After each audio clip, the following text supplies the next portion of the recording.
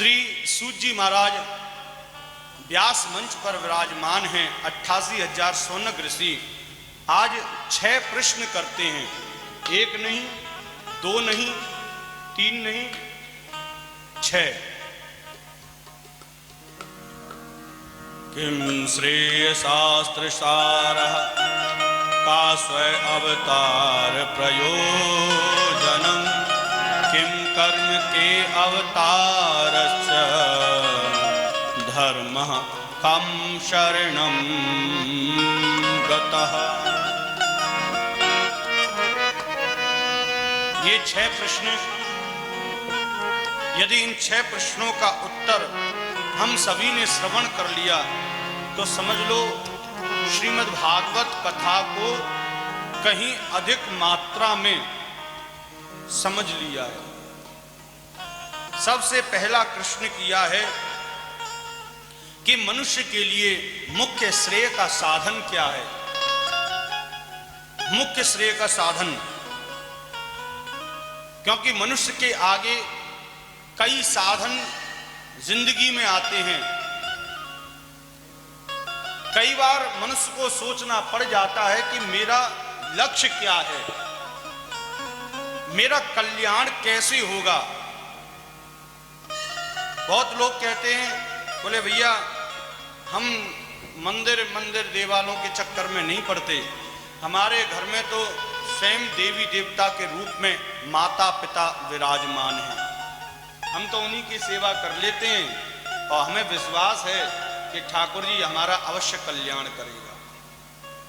कोई भक्त ऐसा भी मिलता है जिसे माता पिता से कोई मतलब नहीं है, लेकिन हाँ गौ सेवा बड़े प्रेम से करता है, गौ सेवा खूब जम के करता है।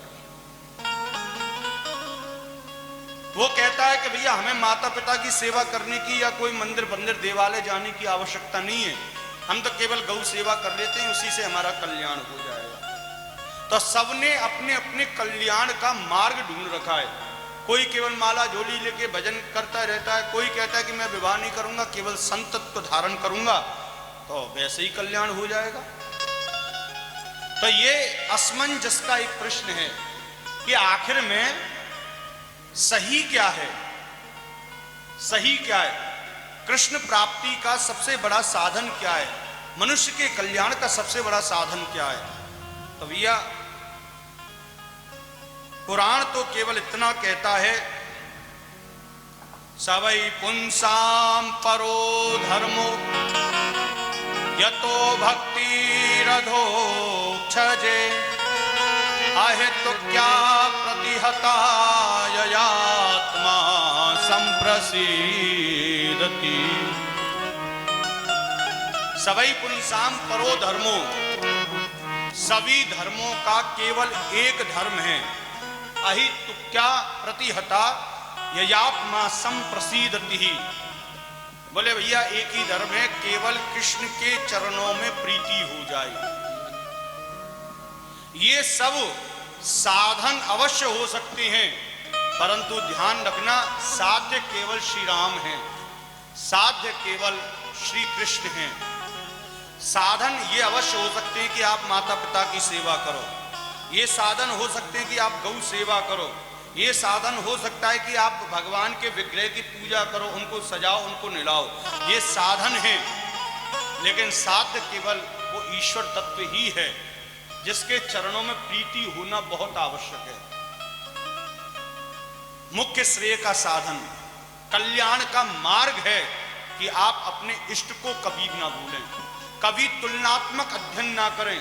बोले मेरे तो माता पिता हैं तो मुझे कृष्ण भजने की क्या आवश्यकता, ना ना ना, वो साधन है।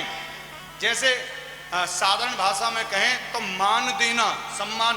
भोलेनाथ के मंदिर में आप दर्शन करने के लिए जाते हैं, जल चढ़ाने के लिए यदि आप जाते हैं, श्रावण मास के महीने में आप जाओगे तो आप जल चढ़ाओगे तो आप घर से कहकर जाते हैं, बोले हम भोलेनाथ जी को जल चढ़ाने के लिए जा रहे हैं। लेकिन होता क्या है, श्रेय का साधन क्या है, विषय थोड़ा लंबा हो जाएगा, परंतु 2 शब्दों में समझ लें।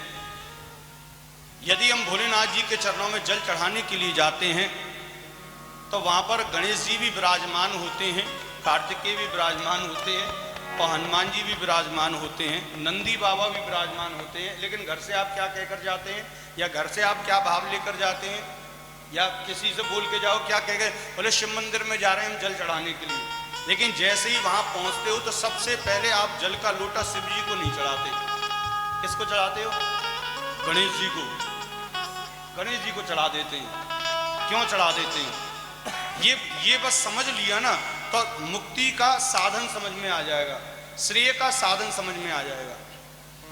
बोले राजा के संग में जितनी भी प्रजा है, स्वयं राजा कहता है और स्वयं भगवान कहते हैं, बोले जब भी मैं किसी के घर में आऊं और मेरे संग में यदि जय विजय आए हैं तो भगवान कहते हैं, बोले मेरा सम्मान करो चाहे मत करो, परंतु मेरे जो संग में आए ना उनका सम्मान अवश्य कर देना।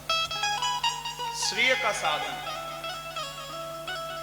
अर्थात आस्था एक में रखो भोलेनाथ में, लेकिन सम्मान बोले सबका करो। ऐसे ही आस्था केवल कृष्ण में, केवल राम में रखो, केवल विष्णु में रखो, और बाकी गौ सेवा करो सम्मान, माता पिता की सेवा करो सम्मान, संत सेवा करो सम्मान, क्योंकि ये भगवान के ही प्रतिरूप हैं।